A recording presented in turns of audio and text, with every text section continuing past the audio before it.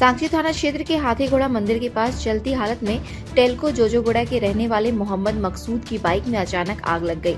घटना करीब दिन के 2 बजे की है। अगलगी की भनक जब बाइक सवार मकसूद को हुई तो वह बाइक से उतर गया और अपनी जान बचाई। हालांकि बाइक में कैसे आग लगी वह खुद बताने में असमर्थ है। वहीं राहगीरों का कहना है कि बाइक में आग लगने का कारण बढ़ती गर्मी या फिर बाइक में तार का मिसकनेक्शन हो सकता है। मालूम हो कि आग लगते ही बाइक धू कर जल उठा। थोड़ी ही देर में बाइक जलकर राख हो गया।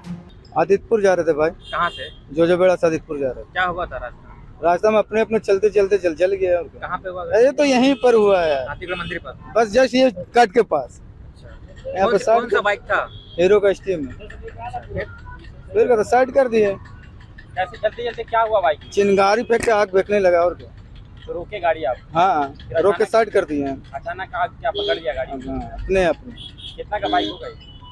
अब 2015 का है। नया गाड़ी ली? कुछ नुकसान नहीं, हुआ हमने आपको? बड़ा बाइक कुछ नुकसान हुआ आपको? नहीं, कोई नुकसान पैर और में? हाँ,